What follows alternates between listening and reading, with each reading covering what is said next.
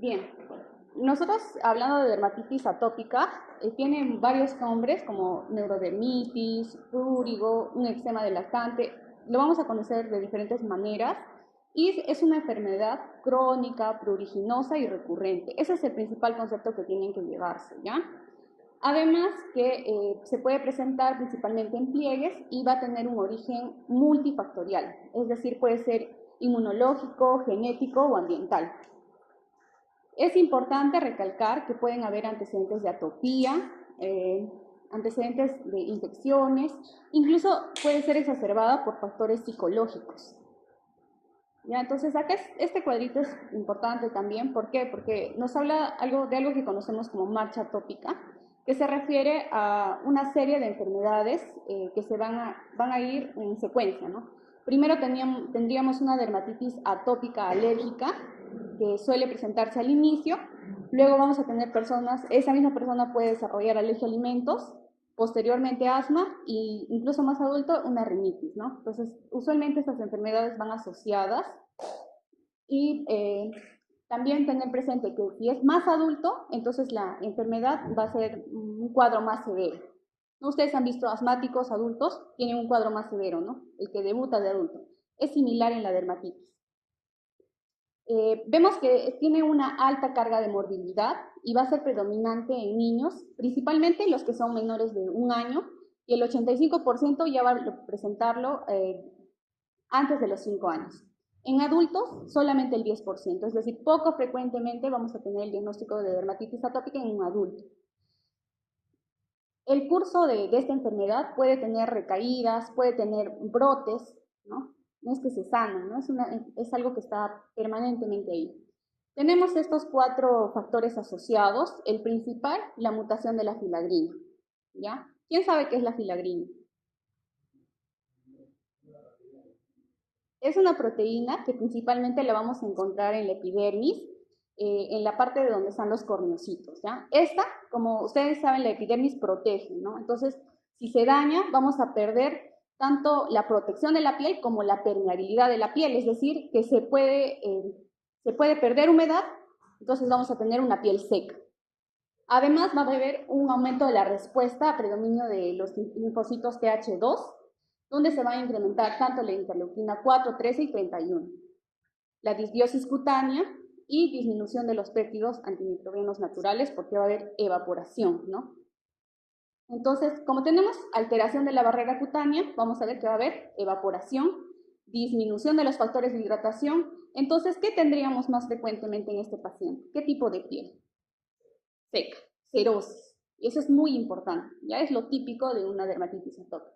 Los factores genéticos que se van a alterar, también se van a alterar las citocinas, se va a ver alterado por alérgenos. Y algo típico que tenemos en un paciente con dermatitis atópica sería la hiperlineabilidad palmar. Vamos a tener que tiene más riesgo de tener tanto asma, ¿no? Y que puede persistir en la vida adulta, mayor frecuencia de alergias y se va a asociar también a dermatitis por contacto. Ya. Entonces, en este cuadro, ya que ven acá, a ver, ya. En este cuadro, esta es una piel sana, ¿no? Miren que está indemne, ¿no? Todo está unido y esto vendría a ser un paciente que tiene dermatitis atópica. Ya, pero y este es más crónico. Entonces, esta sería la progresión de la enfermedad en la parte superior, ¿ya? Entonces, como ustedes pueden ver en la parte de acá, uy, no sé, ya. Bueno, ahí donde dice alérgeno, ahí donde llegó mi hija. Ahí ingresan los alérgenos, es decir, agentes externos. Las células que están abajo ahí como unas estrellitas vendrían a ser las células de Langerhans, ¿no? Estas van a producir 2 tipos de respuesta. Uno, el aumento de la interleuquina 5 y de la interleuquina 13, que va a activar a los eosinófilos. Y también, por otro lado, va a activar a la interleuquina 4, 13 y 31, que van a estar asociadas al incremento de la respuesta TH2. Y mientras más crónico sea, se va a activar tanto la respuesta TH1 y la TH17. Entonces, acá les dejo las interleuquinas asociadas a la respuesta TH2, ¿no? De estas, resaltar la interleuquina 31, ¿ya? ¿Por qué? Porque va a ser mediador del prurito. Entonces, si yo tengo una piel seca, me pica, y como me pica, me rasco, entonces me rasco y va a cronificarse la lesión, ¿no? Entonces, pacientes que tienen a rascar, a rascar, a rascar, y se va a cronificar y entramos en un ciclo de rascado, ¿ya? Entonces, aquí para repasar, defecto de la barrera cutánea, penetran los alérgenos, se activa principalmente la respuesta TH2, mediada por esos linfocitos, por esos interleuquinas, va a generar prurito, aumento de la IgE, pero que no es obligatorio, no lo vamos a encontrar en todas las dermatitis. Inflamación por aumento de eosinófilos, ya habíamos visto que era respuesta de la interleuquina 5, y además mayor colonización tanto del estafilococo aureus, que va a generar una disbiosis cutánea. También vamos a ver que hay daño continuo de la barrera epidérmica. Entonces, la clínica, el signo cardinal era el prurito severo, ¿ya?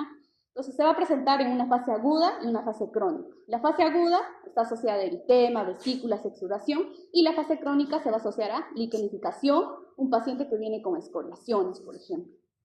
La distribución va a variar, ¿ya? Y los signos importantes que tenemos es el signo de Denny-Morgan, que es ese doble pliegue que tiene este paciente, ¿no? Paciente atópico, ya viene con su asma, ¿no?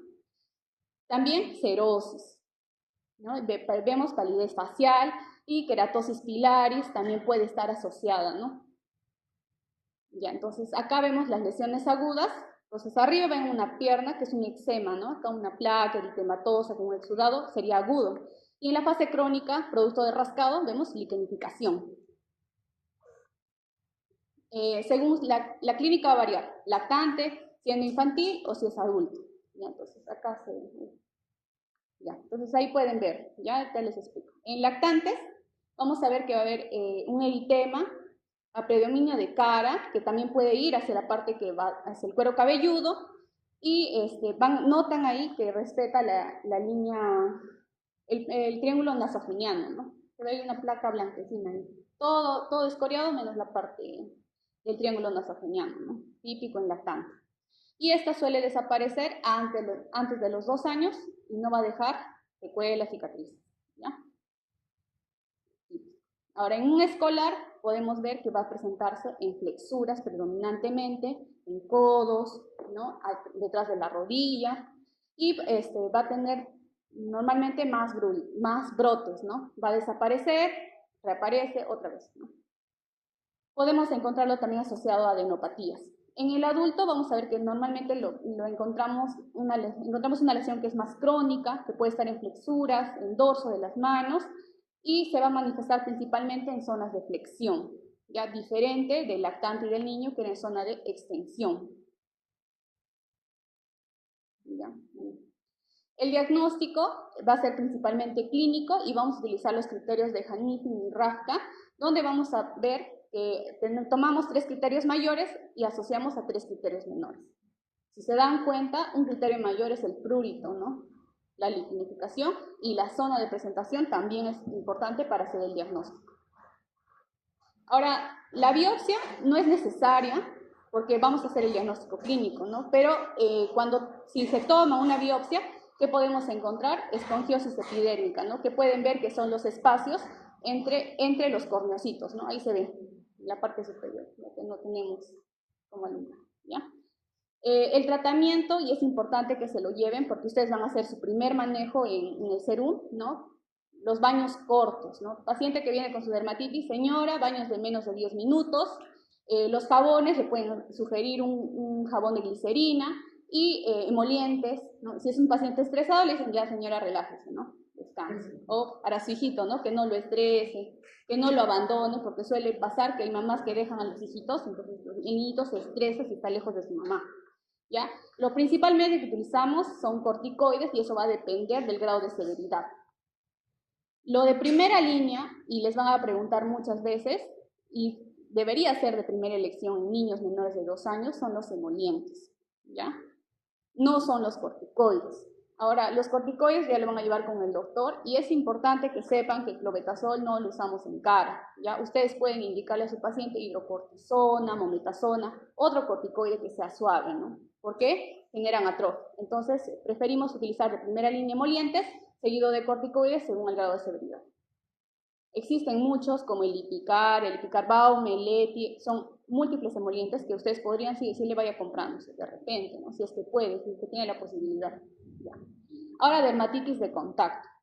La dermatitis de contacto, en realidad, va a haber de dos formas, ¿no? La irritativa y la alérgica. La irritativa se va a presentar en el 80% de los casos y va a ser una respuesta inmediata, mientras que la alérgica es una reacción retardada y se presenta en el 20% de los casos, ¿ya? La irritativa, como les había mencionado, es una respuesta no inmunológica, se va a dar por contacto directo con un agente irritante y va a ser el tipo más frecuente de dermatitis que vamos a encontrar. Entonces, yo toco algo, inmediatamente aparece la reacción, sería irritativa, ¿ya? La más frecuente presentación va a ser a nivel de manos y podemos encontrar, por ejemplo, en trabajadores de limpieza, en trabajadores en peluquerías y como saben, no requiere una sensibilización previa.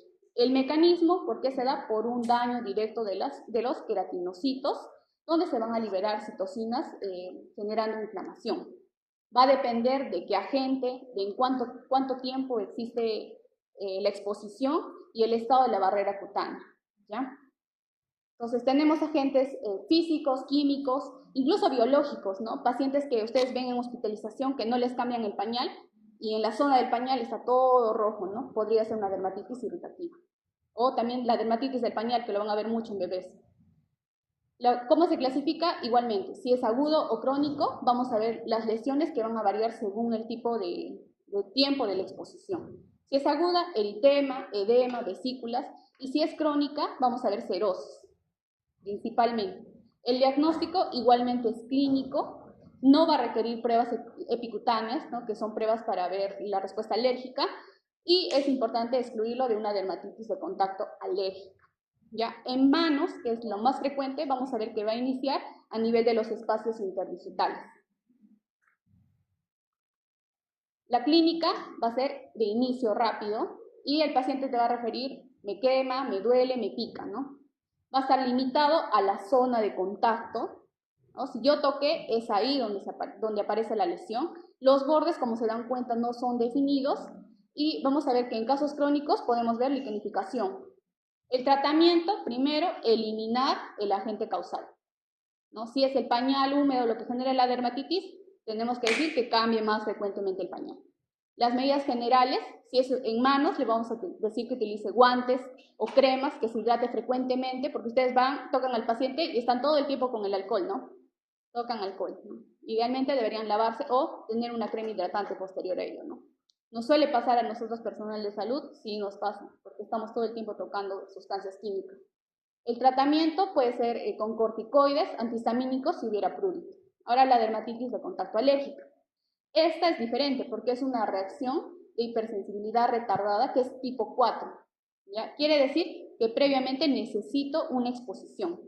Esta va a afectar solamente al 20% de la población, más frecuentemente vamos a ver que es en mujeres, ¿no? Se dan cuenta que hay cremas, ¿no? Todo lo que nos ponemos. Ahora, factores de riesgo, ya habíamos mencionado que sea un paciente que tenga dermatitis atópica o que tenga una exposición repetitiva, ¿no?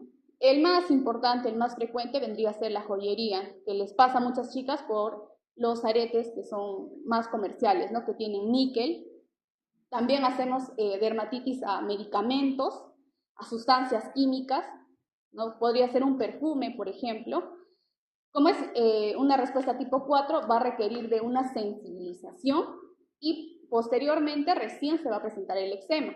Quiere decir que puede presentarse entre 24 y 48 horas después de la exposición. Aquí tenemos una dermatosis por luz, ¿no? Que quiere decir que acá ingresa el agente, pero gracias a la radiación UV va a generar toxicidad en la piel.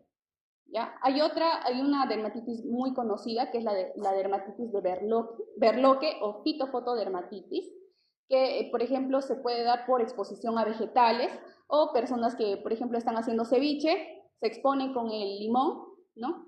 Y luego van a la radiación solar o están ahí en la luz, entonces esa zona que estuvo en contacto con el limón se va a tender a pigmentar, ¿no? O vamos a ver ahí un eritema. Entonces, no quiere decir que el limón le haya generado la dermatitis, ¿no? Sino la radiación UV que ha activado el limón. Las manifestaciones, igualmente, vamos a ver si es aguda o crónica, y recuerden esto que la distribución está delimitada al área de contacto, pero puede diseminarse, ¿ya? Porque el agente va a migrar hacia los ganglios, entonces puedes tener un efecto retardado. Ahora, suele pasar que dicen, ¿no? Piensan que solamente es lo actual, lo que en este momento está en contacto con la piel. Pero como es una reacción retardada, puede ser que yo todo el mes me estoy lavando con el mismo shampoo y que la dermatitis aparezca después del mes de exposición, ¿no? Entonces, quiere decir que ha sido una reacción retardada. Y el agente es el shampoo. Y ahí vemos igual liquenificación. También tenemos una dermatitis fototóxica, que va a ser tipo quemadura, y una fotoalérgica, que va a ser un tipo eczema. Esta que es la dermatitis plantar juvenil, que puede presentarse como una descamación en niños, que podemos pensar que son hongos, pero si se dan cuenta es una lesión simétrica y hay una descamación en ambas plantas de pies. Ahora los tatuajes, ¿no? Que ahí ven que por exposición solar o por alta concentración del tinte que le colocan, empieza a ser una dermatitis, justo ahí se tatuó el nombre de su enamorada, ¿no? Ahora la dermatitis de contacto sistémica, ¿no? También se puede presentar y se ha descrito que el ketoconazol, por ejemplo, en tópico, puede generar una reacción sistémica, es decir, edema en manos, ¿no? Yo me aplico, digamos, en la pierna y luego se me inflaman las manos, ¿no? Entonces, no tiene mucho sentido, ¿no? Pero sí, el ketoconazol podría generar este tipo de lesión. No es ketoconazol, el ketoprofeno, disculpen, el ketoprofeno. Y también puede generar hiperpigmentación, entonces mejor indica diclofenaco, ¿no? El diagnóstico va a ser principalmente clínico y tenemos que preguntar al paciente dónde trabaja, en qué trabaja, y recordar que si la dermatitis se presenta en una mano, no quiere decir que solamente el agente esté en contacto con esa mano, ¿no? Puede ser en ambas manos. Causas frecuentes, ahí tenemos miles de sustancias químicas que lamentablemente no existe un test específico para yo decir que fue tal cosa, ¿no? Simplemente especulamos que pudo haber sido tal agente. Para esto hacemos un examen físico, por ejemplo, ¿no? Alergia al caucho, ¿no? Ahí ven que en las zonas del brasier, en la parte inferior de la mama, también está ahí un eritema, ¿no? Entonces puede ser por el brasier, o por la ropa interior, o por las rodilleras, o si se dan cuenta en la primera imagen, debajo del ombligo hay un eritema ahí que puede asociarse a la correa, ¿no? ¿Se dan cuenta? No sé, es que no alumbres. Ya, y en fin, también los tintes de la ropa podrían generar algún tipo de dermatitis. Acá nosotros utilizamos algunos patrones que nos ayudan a orientar, ¿no? Pero en este caso, por ejemplo, vemos esta paciente, ¿no? Que en la zona de la carita parecería que ahí está teniendo el contacto, pero en realidad no es eso, ¿no? Es que es shampoo, como el cuero cabelludo es grueso, el shampoo cuando cae le irrita la cara. No se presenta el eritema en cuero cabelludo, pero sí en la cara. Ese es un tipo de presentación. Ahora, las pacientes que utilizan tintes también nos pueden dar un tipo de dermatitis, ¿no? Piensan que no es el tinte, pero sí es el tinte. Ya. En carita, la zona más frecuente que se va a afectar es el párpado. ¿Por qué creen que es el párpado? Porque la piel es fina, diferente del cuero cabelludo. Ya la piel es delgada, por eso principalmente vamos a tener afección en párpados. Vamos a ver patrón de goteo, ¿no? Parece que está llorando la señora en la primera imagen, ¿no? Es las lágrimas artificiales que está utilizando y le está generando una dermatitis ahí debajo de los ojitos.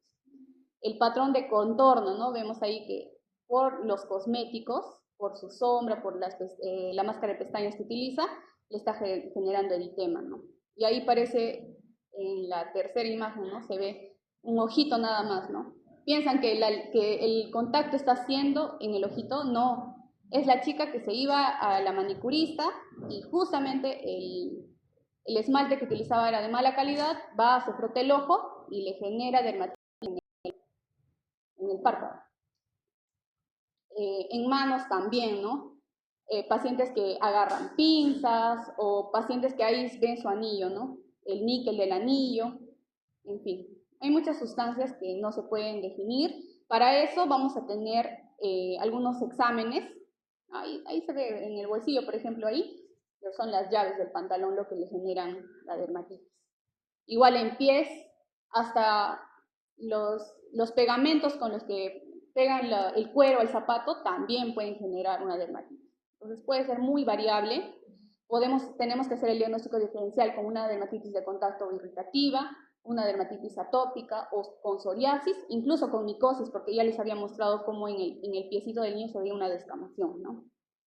¿Qué utilizamos para esto? Pruebas epicutáneas que vienen en packs, ¿no? Pero lamentablemente solo podemos identificar 35 alérgenos que van a venir por pack, pack floristería, pack dental, pack peluquería. Sin embargo, no cubre todas las sustancias porque también puede ser el excipiente de lo que estás usando lo que te está generando la dermatitis. ¿Ya? Entonces, ahí se ve, ¿no?, que es negativa cuando no hay elevación de ninguna pápula, o que es positiva cuando vemos que se forma un eritema, e incluso puede verse descamación, ¿no? Entonces quiere decir que la reacción es incluso mucho más fuerte. Y ahí en rojito les pongo, ¿no?, el oro, la neomicina, no te van a dar una reacción inmediata. Tiende a ser, a pesar de que yo le estoy haciendo la prueba, puede presentarse a las 2 semanas después recién el eritema. El tratamiento, ¿qué podría ser? Evitar el alérgeno, ¿no? Y vamos a ayudar con corticoides tópicos para disminuir la inflamación. Actualmente tenemos incluso inhibidores de la calcineurina, como tacrolimus, imecrulimus. Dependiendo de qué zona, podría ser en área genital, que podríamos utilizar tacrolimus, porque la piel es fina, o en cara también. Los corticoides solamente sistémicos, solamente si es un caso grave, ¿ya? Y el antihistamínico, ¿no?, si es que le pica. Recordar que los pacientes que tienen este tipo de dermatitis tienen una baja calidad de vida porque el dolor o el prurito es muy constante. Además que puede asociarse a vergüenza, ¿no?, o puede interferir con el trabajo si, por ejemplo, es un odontólogo o es personal de salud que todo el tiempo está con guantes y tiene esa dermatitis.